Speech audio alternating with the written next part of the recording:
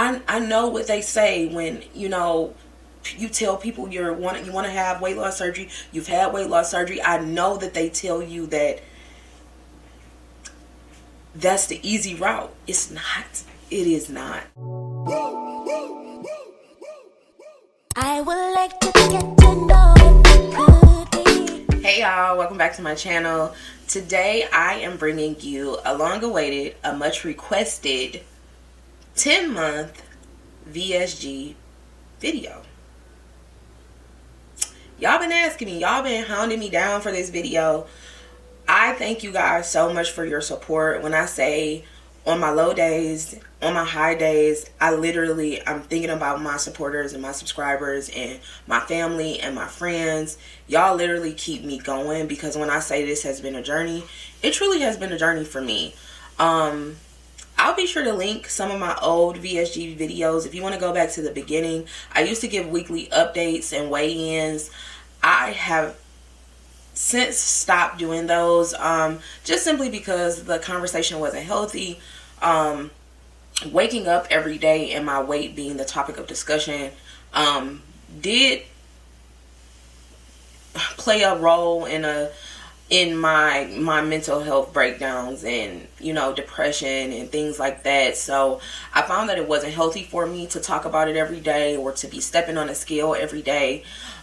You've heard in my old videos, I've told you guys, if it is weighing heavy on you to step on that scale every day, you feel your mood decline or decrease because you step on the scale every day and it's not where you want it to be, you need to stop stepping on that scale. It's simple.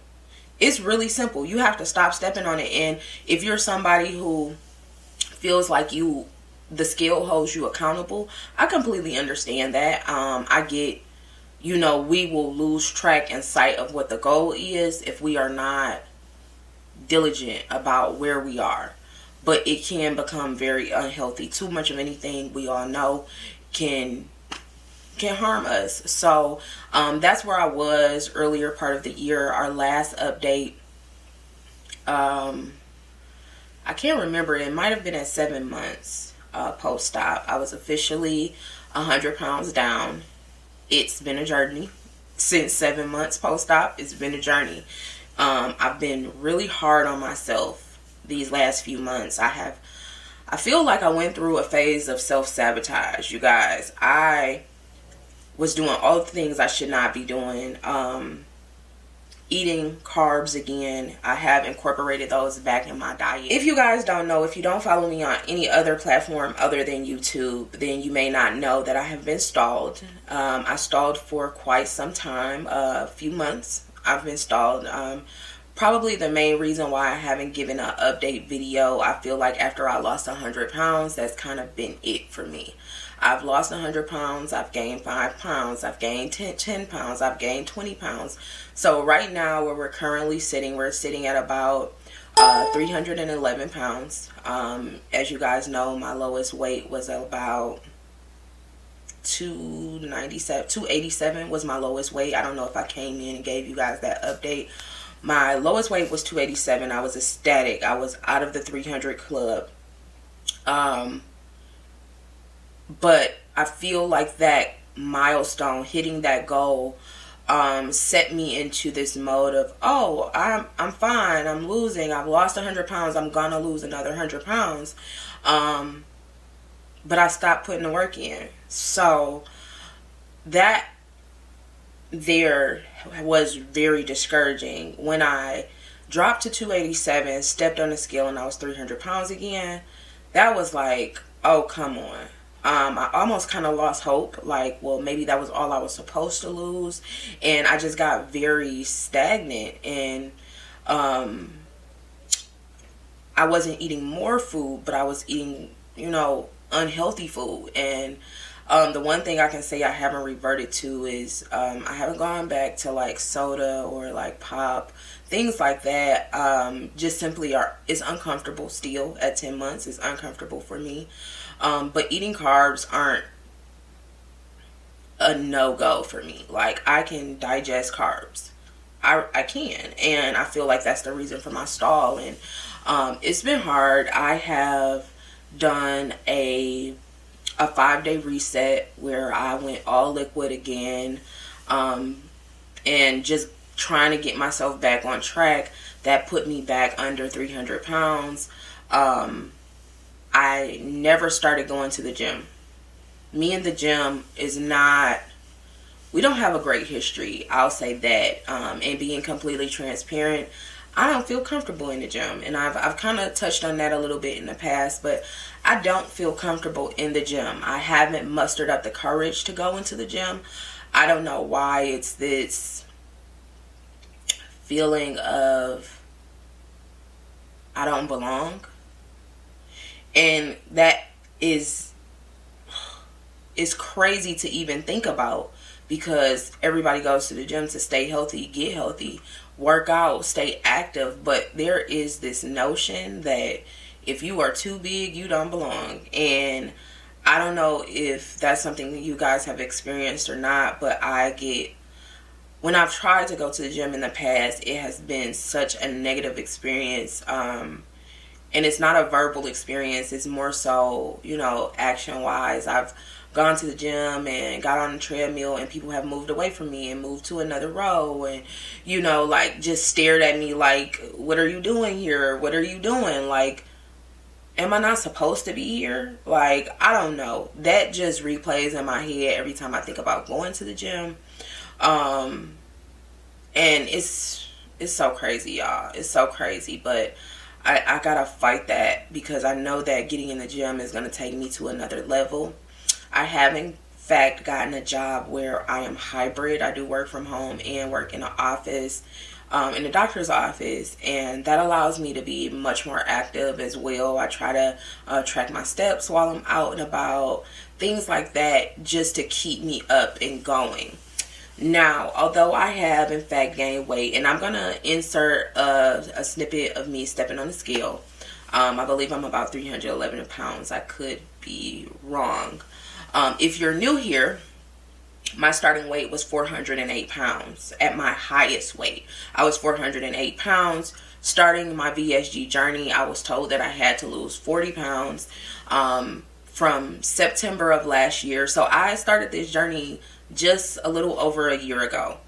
And although I have been very disappointed in myself, I've been very hard on myself, I have come a very long way. And it's a feat to try to lose 40 pounds, let alone 100 pounds. And I have done that, but I've had a very hard time patting myself on the back about that. Body dysmorphia has been very real for me. I've touched on that as well. And it's very hard for me to see my progress, to feel my progress, because progress to me looks like a size 8. And I don't even know if I really want to be a size 8, but that's what it looks like to me. And I'm not that. So I don't always have that innate urge to celebrate the things that I have accomplished, because it doesn't look like what I want it to look like. But I also know I haven't put in the work, and I do get into a mode of self-sabotage.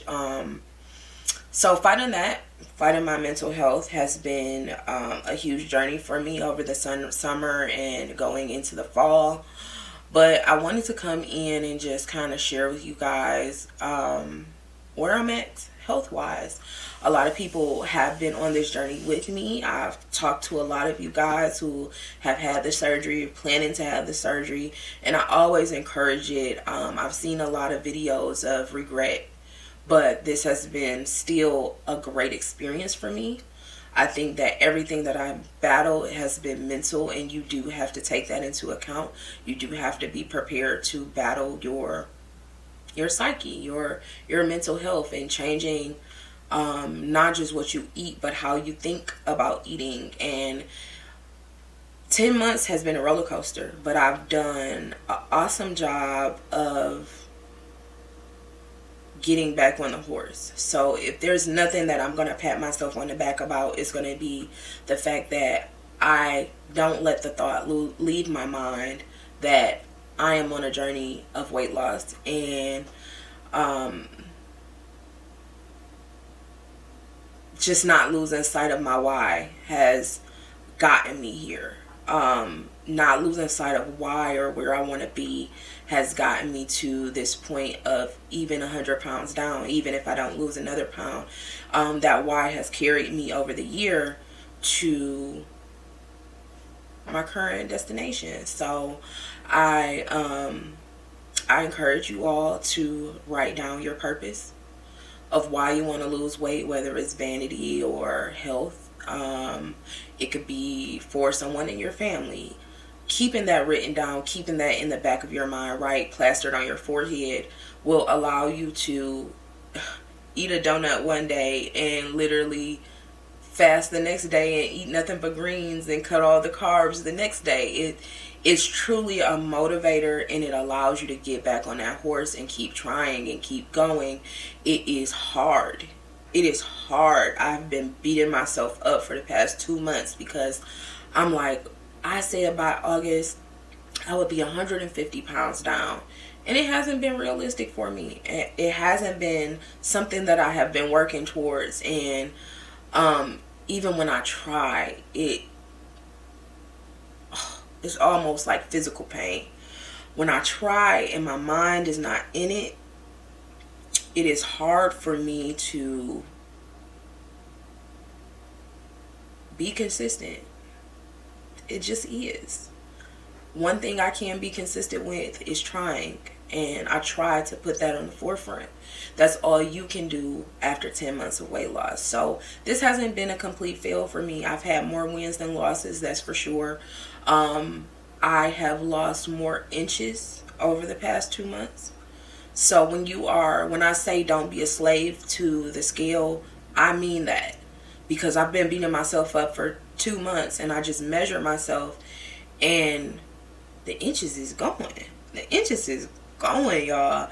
I think it's very hard once you get to this phase where you have lost a mass amount of weight, that you take into the account that you may have, if you're coming from 408 pounds like me, you are going to have loose skin that doesn't allow you to track your progress physically as much as it should. So I am an apple shape. I carry a lot of weight in my stomach. And when I look in the mirror, I'm not seeing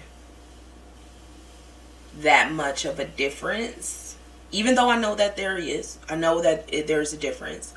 But because I have all this excess skin, it's like my stomach's not getting smaller. But it's getting smaller. The skin is just still there. It's still visible. It's not, there isn't anything I can do about it but have cosmetic surgery. And that's my next topic. I have always been a girl who knew in the back of my head that I would want some type of cosmetic surgery. I want to get down a little bit more before I try to commit to something.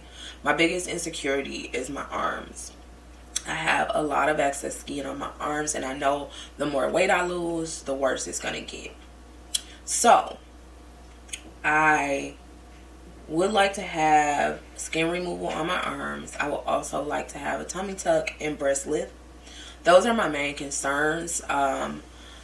My legs aren't. I don't wish to be a 00, right? But just carving out the body that I would want, I definitely would like to start with my arms, and then do like a tummy tuck, breast lift, those type of things. Now, the reason I had weight loss surgery, or one of my motivators, is myself and my husband would like to have a child. And prior to weight loss, that wasn't really an option. I am someone who suffered from having miscarriages in the past, and weight played a huge part in that. And so, although I want to have the cosmetic surgery, I know that I would like to conceive first. And I don't know, my mind changes about that every day, because with all of the loose skin that I have, I just kind of want the perfect baby bump. And I feel like the only way I would get that is if I go ahead and have the tummy tuck prior to having the baby. But that's all for an aesthetic. That's all for, if it doesn't happen that way, I'm fine with it. I just want the child. But those are things I think about when thinking about cosmetic surgery. Those are the things that I would really like. I have considered or thought about like getting my back done. I'm not sure how my back is going to turn out looking after the weight loss, but that's definitely something that I've considered as well. I don't want loose skin on my back, but at the rate my stomach is going, I know that there's going to be some imperfections in my back as well. I just don't know if that's something that once I decide or commit to working out, that's not something that will just tone up and kind of balance itself out. But that's something that I have considered as well. Yeah. Sorry for the y'all. I am sensitive about it right now in this moment, because I have been so hard on myself in the last couple months, but it's been a journey and I'm still on a journey. So my biggest 10-month tip to you is be consistent and committed to trying again and again and again, and eventually you'll look up and you'll be at the point where you have checked off 1 box, 2 boxes, 3 boxes on your list of goals. Like, it's imperative that y'all just keep trying. Keep trying. This is hard work. I know what they say when, you tell people you want to have weight loss surgery. You've had weight loss surgery. I know that they tell you that that's the easy route. It's not. It is not. It is not. So I'm an open ear always. DM me, comment on these videos. Don't forget to like, comment, and subscribe. But comment. If you don't do anything else, comment if you have questions. Find me on other social media platforms. I'm Taylor Shanae everywhere. If you have a question about weight loss, if you have a question about plus size fashion, styling yourself, making yourself feel good, empowering yourself, DM me. I don't got it all right, y'all, but I'm trying. I can share with you the things that I'm doing, and I'm only here to help you. And if you can be some help to me, share whatever is helping you on your journey or has helped you thus far. Thank you guys so much for watching my videos. Again, like I said, it's been a minute, but I haven't forgot y'all. Don't be weird. Don't be weird. Go like, comment, and subscribe this video. I love y'all for coming on this journey with me, and I couldn't ask for a better support system. Thank you guys so much for watching. Talk to you soon. I would like to get to know